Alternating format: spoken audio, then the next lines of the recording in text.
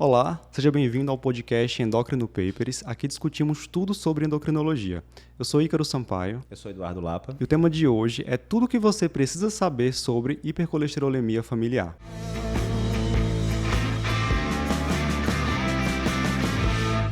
Hipercolesterolemia é um dos principais fatores de risco modificáveis para a doença aterosclerótica, Perfeito. que é aí a principal causa de mortalidade em todo o mundo. Perfeito. Quando a gente pensa em hipercolesterolemia, automaticamente a gente já divide assim, né? Causas secundárias, causas primárias. E aí é fundamental que a gente saiba reconhecer, saiba pensar nas causas primárias para conseguir intervir nesse fator de risco, já que ele é modificável. Perfeito. Na verdade. Então, só para lembrar, né, Ícaro, qual a diferença de dislipidemia primária e secundária? Primeiro, a maior parte das dislipidemias que a gente vai ver no consultório disparado são secundárias, né? Aí secundária pode ser o quê? Dieta inadequada, é a coisa mais comum do mundo, né, na civilização atual. Paciente que está sobrepeso, sedentário, se alimentando mal. Comorbidades, tem várias comorbidades que podem alterar também, tanto triglicerídeo, LDL, etc., síndrome nefrótica, hipotireoidismo, medicações também, corticóide, tem uma pancada de droga que pode alterar. Então, se você tem uma causa externa, que não é genética, que está causando aquela alteração lipídica, ela é classificada como dislipidemia secundária e, mais uma vez, é muito, muito, muito mais frequente isso do que a primária. A primária vai ser o quê? Vai ser aquele paciente que tem uma causa genética. Né? Então, assim, nada está explicando. Tipo, você pega exemplos que você pode pensar na dislipidemia primária. Níveis muito altos. Você pegou um LDL de 300. Pô, 300 só por alteração de estilo de vida e tal, não é comum. Então, aí já ficou alto demais. Triglicerídeo acima de 500, né? Níveis muito altos. Não pode ter triglicerídeo acima de 500 por causa secundária, tipo álcool, frequentíssimo. Frequentíssimo. Você tira o álcool do paciente, vai lá para baixo, triglicerídeo. Mas você liga ali meio que a luz amarela, né? Que pode ser, não chega a ser um red flag, mas você liga ali a luz amarela que pode ser uma dislipidemia primária. Outros exemplos, você pegou um paciente que chega para você e fala: não, doutor, meu pai teve um infarto com 30 anos. Danou-se 30 anos e ele tinha alguma... Não, disse que tinha um colesterol meio alto e tal. Aí, geralmente, esse pai, se está vivo ainda, já está usando estatina topada, já não tem um colesterol tão alto assim. Rapaz, vamos dar uma olhadinha. Quando vai ver o colesterol do paciente, 20 e poucos anos, LDL de 200 e lá vai estranho. Ou você vê alterações de exame físico, né, bem típicas e não tão comuns, tipo chantelasma, xantomas, que a gente vai comentar mais pra frente. Estranho também. Ou então aquele paciente que não tem nada para ter dislipidemia secundária. Você pega um paciente de 20 anos, magro, faz atividade física, se alimenta bem, não é sedentário, não usa nenhuma droga, outra terapêutica ou não, enfim... estranho, por que está com esse LDL? Mesmo que não seja acima de 190, um LDL de 170, mas está alto ainda, não tem explicação, será que não é uma causa primária? Né? E por que é importante você pensar em dislipidemias primárias? Primeiro tem aquele clássico, se você não pensa, você não dá o diagnóstico, né? Para começar. Aí alguém pode falar, não, mas não vai mudar a conduta. Se eu estou com um paciente que tem um LDL de, digamos, 200 e pouco, repetir a dosagem, confirmou isso mesmo. As diretrizes todas dizem, LDL acima de 190 tem que ser tratado com estatina. Eu vou passar estatina de todo jeito. Para que eu vou ficar perdendo tempo pensando se é primário e se não é? Tudo bem, para o paciente pode não mudar tanta coisa e muda algumas coisinhas que a gente vai falar depois, mas você tem que lembrar que tem os parentes do paciente, né? Então, se a gente estiver falando, por exemplo, de hipercolesterolemia familiar, é uma doença autossômica dominante, ou seja, se o paciente tem... ou o pai ou a mãe tem. Não, mas os pais são falecidos já. Ok, mas e os irmãos do paciente? E os filhos do paciente? Né? Então, isso tem muita relevância. Às vezes, você não vai mudar a conduta para aquele pai ali de 30 e poucos anos que você vai começar a estatina, mas você já dá um diagnóstico de hipercolesterolemia familiar no filho dele de 8 anos e que ia ficar ali décadas sendo exposto a níveis muito altos de LDL sem ninguém saber. Né? E muitas vezes, assim, é interessante que o paciente, tendo esse diagnóstico, ele vai aderir melhor ao tratamento que você vai propor. Sim, né? Sim. Não, quem é pai sabe, né? Na hora que você fala, né? A gente sabe que essas... óbvio, isso vai ser sempre ligado com mudança de estilo de vida. Né? Idealmente, o paciente vai se exercitar, vai se alimentar melhor e tal. Então, uma coisa é você dizer para o paciente, olha, o senhor está com colesterol aumentado de 30 e poucos anos, vai ter que tomar uma estatina. Uma coisa é isso. Outra coisa é você ter uma doença genética. A gente detectou que o seu filho tem. Toda casa tem que mudar o estilo de vida. Tá? Não, pelo meu filho eu vou fazer tudo, tal, vamos botar ele aqui na escola de natação, de abacuá. Enfim, então a aderência melhora também em relação a isso. Né? Então, assim, dislipidemia primária é a coisa que você vai ver todo dia no consultório? Não é. Mas, a gente vai falar depois de frequências, etc. Não é tão raro assim. E se você não pensar, você não dá o diagnóstico. Se você não dá o diagnóstico, você deixa de diagnosticar por rebote vários outros casos na família. Perfeito. Então tem que ficar ligado nisso. Eduardo, uma das situações em que a gente tem que pensar em hipercolesterolemia familiar é quando a gente tem um LDL muito alto, aí particularmente acima de 190. Perfeito. Mas todo paciente com LDL acima de 190 vai ter hipercol familiar? Isso é interessante, né? São aquelas dicas de diretrizes. Tem muito tempo que as diretrizes dizem isso. LDL acima de 190, pensar em HF, que é hipercolesterolemia familiar. Lembrando que boa parte do que a gente está falando aqui hoje é da diretriz 2021 da SBC, né? Sociedade Brasileira de Cardiologia. Para quem está acompanhando a gente no Cardio Papers, isso aqui é um assunto que quase todo ano cai na prova de título, então fica ligado aí que pode cair uma questão daqui. E tá bom, na diretriz é muito bom. Você vê lá, acima de 190, pensa em HF e tal. Ok. Aí me chamou a atenção, me lembro, alguns anos atrás, 3, 4 anos atrás, eu estava vendo o podcast do Jack, né? Que é um dos principais periódicos de cardiologia. E num dos artigos era exatamente isso. Eles pegaram pacientes com LDL acima de 190 e faziam a triagem toda que a gente vai comentar depois, incluindo teste genético, para saber se era HF. E era menos de 2% dos pacientes, era 1,7%, alguma coisa do tipo. Ou seja, é exceção da exceção mesmo nesse subgrupo. Mas veja, como é muito importante, porque na hora que você detecta um caso de HF, geralmente você detecta vários outros depois pelo rastreamento em cascata, que a gente vai comentar em outro tópico. Então você não pode deixar passar batido esse diagnóstico. Então, sim, você deve, por isso que eu falei que não é um alerta vermelho, é um alerta luz amarela. Você viu um LDL acima de 190, primeira coisa, lembrar sempre de dosar de novo, né? A gente comentou já em vários podcasts aqui do Cardio Papers e Endocrino Papers, essas dosagens de perfil lipídico, dosagens hormonais, tal. Você pegou alguma coisa alterada do pessoal de endócrino, você sempre tem que repetir para ver se não foi erro laboratorial, variação metodológica e tal. Não, confirmou que é isso mesmo, ok. A tendência sim é que você vai tratar esse paciente. Você vai sim investigar a hipercolesterolemia familiar através de formas que a gente vai falar daqui a pouco, mas a maioria dos pacientes não vai ter hipercolesterolemia familiar. Ainda assim, você não pode deixar o diagnóstico passar batido. E é interessante que, assim, LDL maior que 190, o paciente obviamente vai ter um risco maior que pacientes normocolesterolêmicos, só que aquele que tem um LDL maior que 190, que você pensa e dá o diagnóstico de hipercol familiar, o risco dele já é muito maior pelo tempo de exposição, né? Porque a questão é a seguinte, tem um artigo muito interessante do Jack também, onde ele vai falar da evolução do LDL ao longo da vida. Então, quando você pega os níveis de LDL em cordão umbilical, são extremamente baixos. Aí, ao longo da infância, eles vão subindo, ou seja, refletindo basicamente a parte, né, genética e um pouquinho de comportamental. E aí, até a adolescência, ele vai subindo até que estabiliza. Beleza. Então, o que acontece? Comumente, quando você pega um paciente com LDL agora de 190, ele não está 10, 20 anos com LDL de 190. Né? Às vezes, aquele negócio está subindo, os hábitos de vida estão piorando e tal. Já digamos, 2 pacientes de 40 anos, ou seja, digamos que ele está sendo submetido a esse regime de LDL alto tem 4, 5, 6, 7 anos. Já o paciente com HF não tem brinquedo, porque ele tem... A gente está falando de HF heterozigótica, né? Porque eu não vou nem entrar em tanto detalhe de genética, mas a homozigótica é gravíssima. Geralmente os pacientes morrem antes de 20 anos. Aí é uma doença bem rara. Estamos falando de heterozigótica. Os pacientes com HF heterozigótica, ele tem nível de LDL 2, 3 vezes acima da população normal. Ou seja, esse cara está há décadas com LDL de 190 ou mais. E aí existe uma coisa que o pessoal chama que é a densidade de exposição a LDL. Uma coisa é você ter ficado com LDL de 190 durante 30 anos. Outra coisa é você estar com LDL de 190 há 3 anos. É totalmente diferente. E a gente tem que lembrar daqueles estudos que tem lá de 500 anos atrás que mostravam que a aterosclerose ela começa já na infância, né, com as estrias gordurosas, aquela coisa toda. Então, definitivamente, 2 pacientes, 40 anos, mesmo peso, mesma altura, tudo igual, mas um é 190 de causa genética, outro é 190 de causa ambiental, etc, etc. O de causa genética tem um prognóstico bem mais reservado. Tá, a gente está falando muito aqui assim de quando quem está nos ouvindo vai pensar em hipercol familiar. Mas tem gente que está pensando o seguinte, isso aí é raridade, não tenho no meu consultório, vou atender uma vez na vida. Por que é importante que quem está nos ouvindo pense em hipercolesterolemia familiar? Perfeito. Eu sou totalmente pragmático com essas coisas. Eu gosto muito, eu sempre digo isso, que o estudante de medicina ele tem que saber muito, muito, muito bem o que ele vai ver todo dia. Então, assim, eu acho que o estudante de medicina ele deveria se formar expert em infarto, hipertensão, dislipidemia, diabetes, que são as doenças, né, que você vai ver todo dia, ou no pronto-socorro, enfim. E que vai fazer mais diferença na vida das pessoas. Mas aí é que tá. HF, quanto mais raro vai ficando a doença, né, menor vai ficando o interesse do público em geral. Mas aí é que tá. HF não é tão raro assim. Né? Se você for ver pelas casuísticas mais recentes, a cada 200, 300 pacientes que você atende, você identificaria um caso de HF. Aí vê só, se o cara atende 10 pacientes por dia, que é uma estimativa bem, né, conservadora.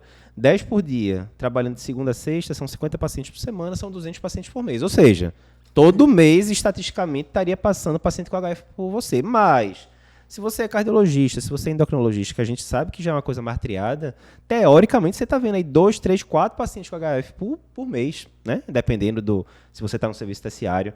Então, são algumas dezenas de pacientes por ano, né? Se você está deixando passar esses diagnósticos, é bronca. Tem estimativa lá que a diretriz cita de trabalho brasileiro que teriam 770 mil pacientes no Brasil com HF. Pô, é quase 1 milhão de pessoas, né? Muita gente, né? É muita gente. E aí, qual é a bronca? Justamente pelo que a gente falou antes, da densidade de exposição a LDL, esse paciente vai ter um risco muito grande comparado com a população normal, primeira coisa. Segunda coisa, a gente tem medicação que diminui esse risco, a gente vai falar depois, basicamente estatinas, né? Tem outras medicações, mas as estatinas são a grande força.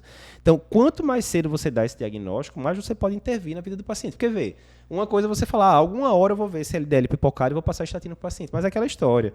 Uma coisa é o paciente ter começado a tomar estatina, sei lá, com 10 anos, 12 anos e usar a vida toda. Outra coisa é ele começar a tomar com 45 depois que ele já infartou. Aí o efeito da estatina é totalmente diferente, né? Então, e ainda tem a questão dos parentes, como a gente falou. Tudo bem, acabei de dar diagnóstico no paciente no pronto-socorro e aí me supra, dosei o perfil lipídico, logo na admissão, que é o recomendado, ver um LDL de 280. Repetir aquilo ali mesmo, acabou, né? A gente vai falar dos critérios daqui a pouco, mas vai fechar diagnóstico para HF, provavelmente. Ok. E quem já atendeu o paciente com hipercol familiar, já ouviu aquela história, perdi 2 irmãos exatamente, por infarto, meu pai exatamente. morreu aos 45 anos por infarto, então a gente consegue intervir realmente na história natural da família. Ou seja, assim, se tivessem dado diagnóstico no pai, no irmão, não tinha chegado nele essa bronca, né? Ou teria diminuído gritantemente esse risco, né? Então, assim, não é essa história, doença rara, não é aquela coisa que você vai ver todo dia no consultório. Todo dia, não. Mas você vai estar vendo com certa frequência, a cada 2, 3, 4 semanas, em teoria, você vai estar vendo uma. Se você tiver um centro terciário, você vai estar vendo com mais frequência ainda. E aquela história, se você não pensa, é impossível você dar o diagnóstico. Tá, então vamos pensar que eu fiz o dever de casa, suspeitei de hipercol familiar, e agora, o que é que eu vou fazer com esse paciente, né? O que é que eu devo fazer inicialmente nessa avaliação de perfil lipídico? Devo solicitar algum novo exame? Perfeito. Então, primeira coisa é isso, a gente já falou. Veio um LDL, era um paciente que dizia, não vou muito em médico, mas sempre que eu via, dizia que tinha colesterol um pouquinho aumentado, e agora veio um LDL 200. Não, o senhor tem algum exame aí antigo? Não tenho, doutor, não costumo guardar essas coisas não. Então, tudo bem. Então, assim, antes de você passar uma estatina, que a princípio vai ser o resto da vida do paciente, custa nada, né? Não é nenhuma urgência, pede para repetir o perfil lipídico direitinho. Checa se foi aquilo ali mesmo. Não, veio, a gente sabe que pode ter uma variabilidade, não é 200, é 193, dá no mesmo, não vai mudar nada, né? Tá acima de 190 e tal. Ok. Como a gente já falou, mais de 90% desses casos não vão ser hipercolesterolemia familiar, vai ser causa secundária e aí por aí vai. Mas você tem que investigar hipercolesterolemia familiar. E todo mundo, na hora que você fala que é doença autossômica dominante, vai vir aqueles testes genéticos complicados. Não é obrigatório, né? Então, assim, a gente tem vários critérios no livro da gente, do Cardiologia Cardiopapers, a gente cita 3 critérios, inclusive, mas cada vez mais a diretriz brasileira fala dos critérios holandeses. Como é que são os critérios holandeses? Tem muita gente que vai estar escutando o podcast, então, assim, a gente não vai sair descrevendo aqui, né? A gente vai só falar por cima. Você vai ver várias características que são simples, assim, qual você pode fazer num posto de saúde, né? O LDL é de quanto? Uma coisa está 190, outra coisa está maior do que 300, aí vai pontuando diferente. Tem história familiar, uma coisa é ele ter perdido pai com 40 anos, outra coisa não tem ninguém na família que tem história nenhuma de parente de primeiro grau. O próprio paciente, uma coisa é ele ter infartado com 40 anos, outra coisa é ele não ter tido nada, né? Alterações de exame físico, que pode ter chantelasma, que são aqueles depósitos de gordura que ficam periorbitários, né? Principalmente abaixo de 25 anos, que você se preocupa mais. Arco córneo, que a gente vê muito. Se você for em qualquer ambulatório de paciente octogenário, você vai ver arco córneo todo dia. Sim. Mas arco córneo, que é aquele anel meio esbranquiçado, né, ao redor da córnea, é muito comum em idoso. Mas se você pega um paciente com menos de 45 anos com arco córneo, estranho. Isso pode ser depósito de colesterol ou por uma dislipidemia primária. Xantoma no tendão de Aquiles também, né? Xantoma no tendão de Aquiles, exatamente, que é uma alteração bem típica, né, quase patognomônica de hipercolesterolemia familiar. Então, você vai vendo coisas ali que você consegue ver em qualquer posto de saúde da vida, nada muito complexo, com exceção de um, que é o exame genético que a gente vai falar daqui a pouco, mas que não é obrigatório, dando spoiler já. E você vai somando os pontos do paciente. Ganha 2 pontos disso, ganha 5 pontos daquilo e tal. Passou de 8 pontos, você já vai dar o diagnóstico, né? Tá basicamente fechado o diagnóstico. Aí, deu ali um valor um pouco mais baixo, pode ficar uma suspeita, né? Ou pode descartar se não tiver ponto nenhum, basicamente, né? Então, resumindo, não tem desculpa para você não usar. Inclusive, se você colocar critérios hipercolesterolemia familiar SBC no Google, vai aparecer uma calculadora justamente dos critérios holandeses, que você consegue fazer online. Não tem que decorar nada, né? Porque hoje em dia não faz sentido você ficar ocupando espaço no HD com essas coisas. Mas, resumindo, Eduardo, estou numa cidade pequena, eu não tenho acesso a teste genético, e a gente vai falar depois que mesmo pessoas em qualquer localidade conseguem teste genético de graça, inclusive, a gente vai falar daqui a pouco desse site, mas mesmo que você não tivesse, de fato, você consegue fechar o diagnóstico ou chegar muito próximo disso só com coisas do dia a dia. História clínica, exame físico e exame laboratorial básico. Basicamente isso. Então, esse é o caminho. Critérios holandeses de acordo com a diretriz da SBC. Perfeito, mas vamos lá. A diretriz também recomenda que a gente ofereça o teste genético aos pacientes, né? Então, na prática, a gente sabe que teste genético é uma coisa cara. Na prática, como é que eu vou fazer o teste genético no meu paciente que eu diagnostiquei hipercolesterolemia familiar? Beleza. Então, quando a gente vai ver o que é que causa HF? Mutação, certo? Essa mutação foi descoberto, foi bem interessante isso. É aquelas coisas assim, como a ciência evolui, né? Quando a gente descobriu que LDL alto, colesterol alto causava doença cardiovascular, basicamente através do estudo de Framingham e outros estudos, né? Que seguiram pacientes por décadas. Beleza. Mas não se sabia muito bem como é que era o mecanismo. Depois começou a ver que o LDL entrava ali na região subendotelial, ele trigava, né, a formação da placa, aquela coisa toda. Beleza. Avançou mais um pouquinho a ciência. Depois você viu, na década de 80, tiveram 2 pesquisadores que ganharam o Nobel de Medicina, Brownstein e... Eu estou esquecendo o sobrenome do segundo pesquisador. São 2 velhinhos, tem um vídeo massa deles no YouTube explicando. E eles chegaram, através de uma série de experimentos, a toda a metabolização do LDL, como é que ele era internalizado no hepatócito e tal, justamente acompanhando um caso de HF homozigótica, numa criancinha de 3 anos. Com 3 anos começou com angina, com 6 anos já tinha infartado, né? Que são casos bem mais raros. E aí, resumindo, mais de 90% dos casos de HF são causados por mutações no receptor do LDL. Tem outros casos também, mutação da ApoB e tal, mas é mutação. Então, qual o sentido do pedido de teste genético? Lógico, se é causado por uma mutação, eu pedi o teste genético, mostrou que tem a mutação, acabou. É o padrão ouro, né? Padrão ouro, show.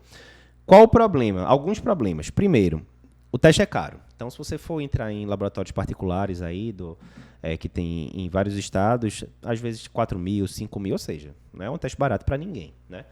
Mas você consegue fazer de graça, né, basicamente, o teste através do programa Hipercol Brasil, que tem lá no INCOL. Ele é sediado no INCOL e é um programa que já fez esse teste em milhares de pessoas aqui no Brasil e tem os critérios direitinho lá. O LDL é um pouquinho acima de 190, mas LDL aumentado, o triglicerídeo não pode ser muito alto, porque se o triglicerídeo vinha alto junto com o LDL alto, poderia ser outro tipo, né, de hipercolesterolemia familiar, que é a HFC, que a gente chama familiar combinada. Não vou entrar em detalhes aqui, mas resumindo, o LDL está alto, você entra lá no site, manda mensagem para eles e tal, e eles cedem um teste salivar, eles mandam por correio, sem custo. Você chega lá, colhe a saliva do paciente, não tem que tirar sangue, nada demais e tal, e envia de volta para eles, né? Super simples. E eles dizem se tem mutação ou não.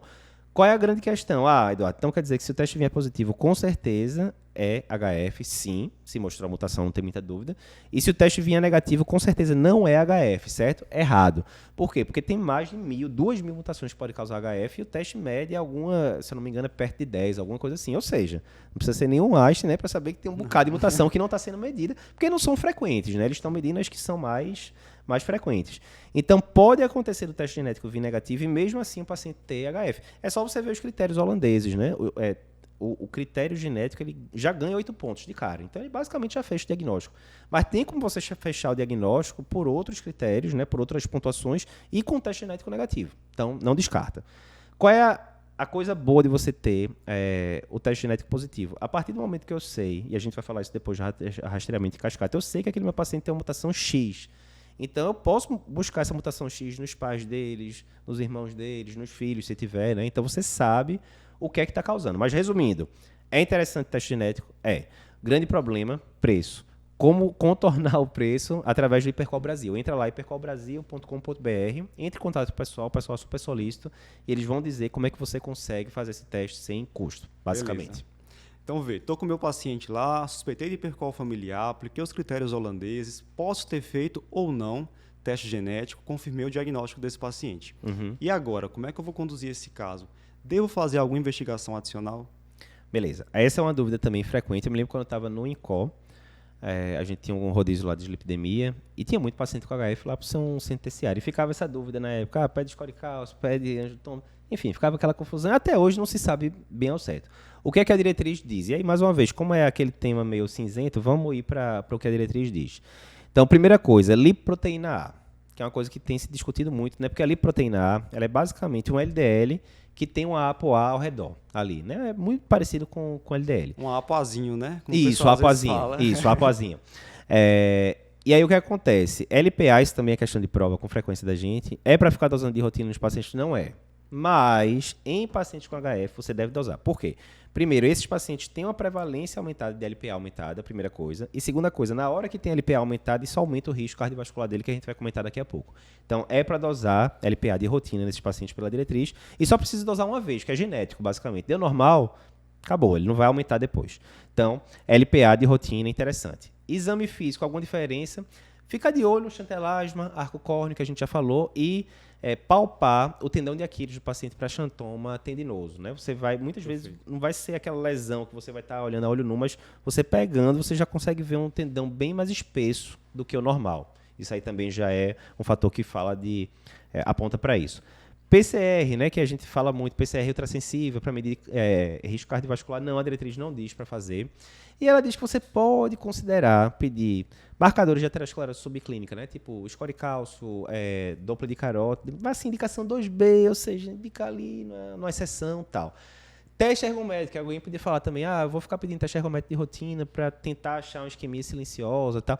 A indicação não é nem mais essa, é mais para o paciente que tem HF, que quer se exercitar, e é interessante que ele se exercite. Não, doutor, eu quero ir para academia e correr 40 minutos. Como ele tem um risco bem aumentado de aterosclerose, 2B também, indicação fraca, mas a diretriz diz que você pode considerar pedir, né? Mas essa seria, né, a investigação básica. Você faria, não vou ficar mandando um angiotomo de cara para ver se tem. A diretriz diz para você considerar em HF homozigótica, que são aqueles casos raríssimos, né? Um caso para 1 milhão de pacientes, raríssimos. E aí você poderia pegar, porque realmente a maioria desses pacientes não vai chegar aos 20 anos de idade por doença aterosclerótica, né? Eu acho que a grande dúvida que surge aí às vezes é o seguinte, poxa, se já são pacientes que têm um risco cardiovascular aumentado, por que eu vou ficar pedindo score de cálcio, Doppler de carótidas, né? O risco já é alto, mas o que a gente sabe é que dentro desse espectro da hipercolesterolemia familiar, a gente tem uma heterogeneidade, né? Pacientes com risco muito alto, outros com risco um pouco mais baixo. Perfeito. E aí esses exames podem acrescentar uma informação útil na decisão terapêutica, né? Perfeitamente. Que é o que a gente vai entrar aqui nesse próximo ponto. Como é que eu vou fazer para estratificar o risco cardiovascular desse paciente com HF? Isso é interessante. E tem uma analogia aí que a gente pode fazer com diabetes. Diabetes, na minha época de faculdade, o pessoal falava, paciente diabético é alto risco, ponto final, trate como alto risco, acabou, né? Hoje em dia, o que as diretrizes dizem? Não, paciente diabético é no mínimo risco moderado, intermediário. A maior parte vai ser alto, de fato, e aqueles pacientes que já têm evento cardiovascular e tal, vai ser muito alto risco. É parecido com HF. Por quê? Uma coisa é lógico, né? Você dá um diagnóstico de HF com LDL de 300 no cara de 50 anos, provavelmente ele já deve ter coisa ali por trás. Outra coisa é você ter dado no filho desse cara que tem 10 anos, né? Óbvio que o risco não é o mesmo, né? Então, assim, o que a diretriz diz, resumindo, né? Porque tem vários critériozinhos assim, mas resumindo bem, se o paciente tem doença cardiovascular manifesta, já infartou, já teve AVC e tal, ou ele tem doença subclínica, tipo score cálcio alto, placa em carótida e tal, ele ficaria com muito alto risco. Isso vai impactar na meta de LDL que a gente vai almejar depois. A maioria dos pacientes vai entrar como alto risco, porque ele vai ter algum outro fatorzinho de risco ali envolvido, vai ter um LDL mais alto e tal.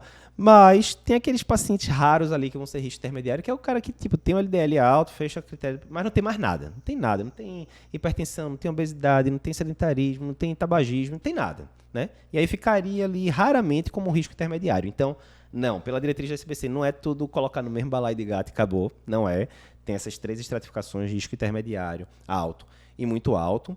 E essa parte da aterosclerose subclínica pode ajudar nisso. Porque você pedia um Doppler de carótida, ver uma placa ali com 17 milímetros de espessura. Agora sim ele migra para muito alto risco, porque você sabe que essa placa vai tender a aumentar mais rápido do que na população normal. Então seria basicamente esse caminho aqui para você saber qual o risco cardiovascular do seu paciente com hipercolesterolemia familiar.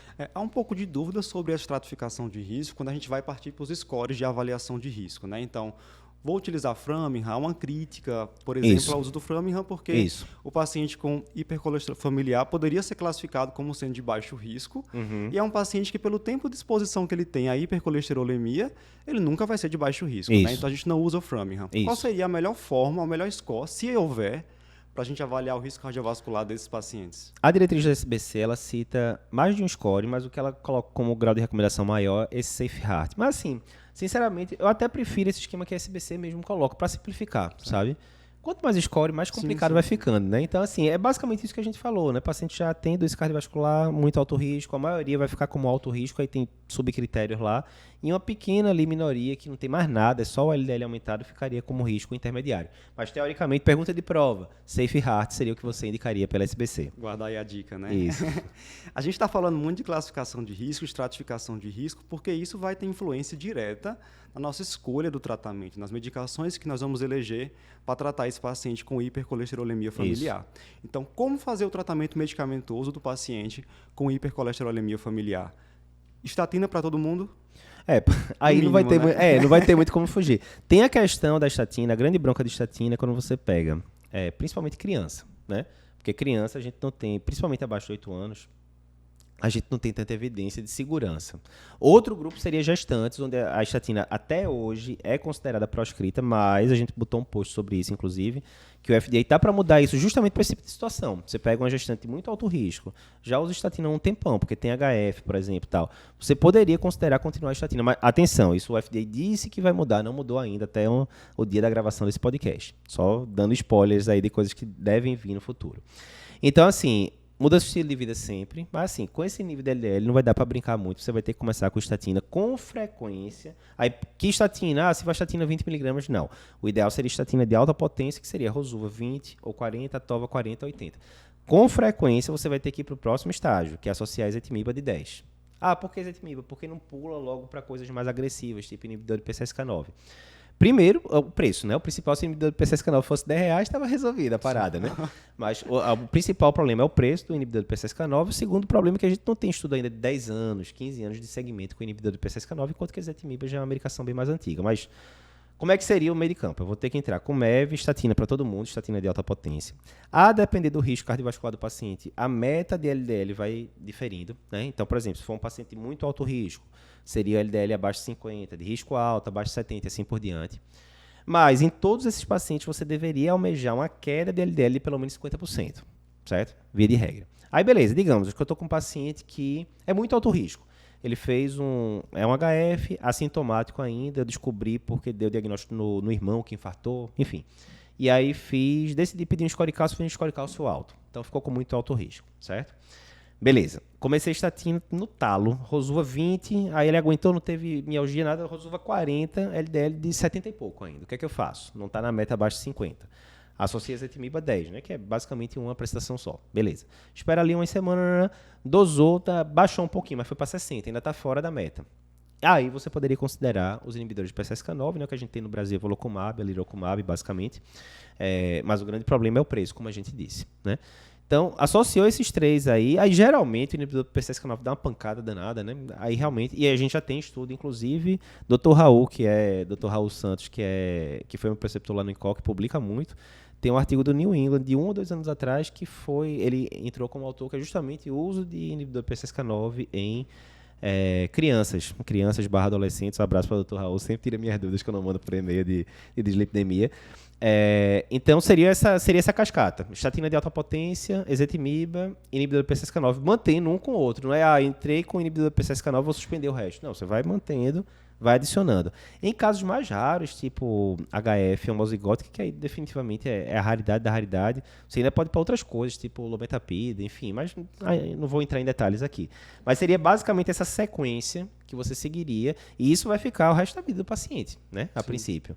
Esse paciente tiver efeito colateral com estatina, putz, aí é danado, porque o paciente precisa de mais de estatina, né? Mas aí tem as coisas que a gente já discutiu em outros podcasts também, o que é que eu faço, intolerância de estatina e tal, enfim. É interessante que a diretriz coloca aí num cenário que eu acho bem teórico, assim, que é daquele paciente que está com estatina dose alta, ezetimiba, inibidor do PCSK9 e persiste com LDL fora da meta, que aí faria colestiramina, né?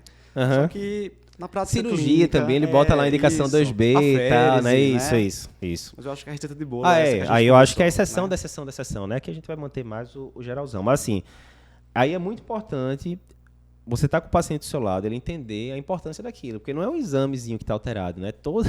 É todo o mecanismo fisiopatológico ali da aterosclerose que está correndo ali por trás e que o paciente não vê, né? O paciente, não, mas estou se sentindo bem, né? É diferente, às vezes, sei lá, o paciente está com diabetes, ele começa a sentir ali formigamento em perna, aquela coisa, não sei o que, a visão começa por causa da retinopatia. Não, aqui quando aparecer, já vai ser a doença cardiovascular manifesta. É comumente doença aguda, né? AVC, infarto, enfim. Então você tem que explicar ao paciente o que é que está acontecendo ali por trás daquele exame de sangue.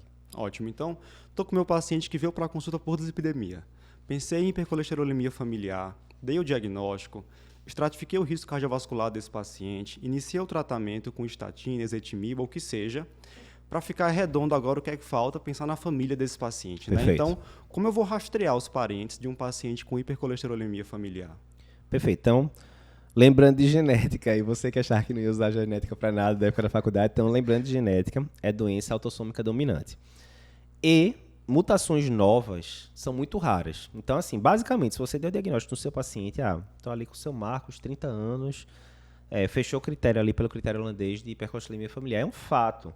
O gene ruim, entre aspas, a mutação veio ou do pai ou da mãe, para começar. Mas sei lá, a mãe morreu já e eu dosei ali o perfil lipídico no pai e veio normal. Bem, ela deve ter morrido muito provavelmente já por causa da HF, né? Tudo bem, mas não vai dar pra eu mexer mais nessa parte. Tem algum irmã da mãe vivo? Porque se tiver, é a mesma coisa. Se ela tinha, tem 50% de chance do irmão ter e por aí vai. Então você vai dosando. Mas tudo bem, digamos, os pais não estão vivos mais. Ok, não dá para fazer nada em relação a isso. Você vai para todos os outros parentes de primeiro grau. Irmão, lembrando, né? Parentes de primeiro grau são pais, irmãos e filhos. Então você vai, digamos que esse paciente ele tem uma irmã, chama a irmã aqui para a gente ver, e tem 2 filhos, chama os 2 filhos. Eduardo, eu vou ter que fazer exame genético para todo mundo. Não, você vai começar com exame físico, mesma coisa, história clínica, exame físico, tem chatelasma, tem arco córneo e tal, e pede o perfil lipídico da pessoa. Exemplo, seu Marcos tem um LDL de 300, aí chega lá a criança tem um LDL de 90, outro tem um LDL de 70, pronto, a chance de ter já é mínima. Você vai aplicar os critérios, mas tá basicamente, né, a chance de ter é muito pequena. Aí a irmã, que nunca sentiu nada, era quando você vai ver, não, LDL de 290, opa, já ganhou um bocado de ponto aí, porque o LDL é muito alto, já tem parente de primeiro grau que tem diagnóstico confirmado, né? É obrigatório pedir o teste genético? Você vai pedir o teste genético. Aí isso se chama rastreamento em cascata. Você não sai atirando para todo lado. Você chama os parentes de primeiro grau, porque veja, se em teoria, digamos, pais morreram, né, não tem mais como investigar. E aí eu dosei no irmão, na irmã, dosei nos filhos e ninguém preenche critério, acabou. Ficou ali com o paciente, felizmente ele não passou esse gene para frente, ótimo. Tá meio que resolvido. Mas, e por isso a gente chama de rastreamento de cascata, porque você não vai chamar a família toda, não, chama ali até a 10ª geração, não tem necessidade disso, porque você vê que se não preenche clinicamente, os netos desse paciente não vão ter como THF, porque os filhos também não têm, né? Enfim, então tá resolvido. Mas, o teste genético, a principal indicação de você fazer é quando você detectou a mutação no paciente. Se você detectou a mutação no paciente e o teste genético dele foi positivo, aí é bem interessante você fazer o teste genético nos parentes de primeiro grau. Se o teste genético dele foi negativo, se foi negativo nele, por que seria positivo nos outros? Não faz sentido. Então você não dosa, é um exame caro, né? Enfim, você não dosa. Mas resumindo, é isso. Dei diagnóstico de hipercolesterolemia familiar por aqueles critérios holandeses. Eu vou chamar todos os parentes de primeiro grau, pais, irmãos e filhos. Vou fazer consulta clínica, no mínimo, e pedir o perfil lipídico completo. Pelo menos isso. E aí eu vou ver se eles vão preencher critério ou não. Preencheu agora na irmã. Pois chama agora todos os parentes de primeiro grau da irmã. Vai ter gente que os filhos da irmã não são parentes de primeiro grau do caso índice, né? Mas vai ter que ser chamado agora, porque a gente tem o diagnóstico da irmã também. Aí você vai por cascata, né? Como se fosse um dominó, derrubando o outro, você vai indo atrás dos outros casos para não deixar passar ninguém batido ali. É isso, pessoal. Então, trouxemos aqui pontos práticos que vão mudar a forma como você conduz seu paciente com hipercolesterolemia familiar. Se você está escutando a gente pelo Spotify, deixa lá a sua avaliação, coloca 5 estrelas. Se está no YouTube, deixa também seu comentário e não esquece de seguir Endocrino Papers e Cardio Papers no Instagram. Até a próxima!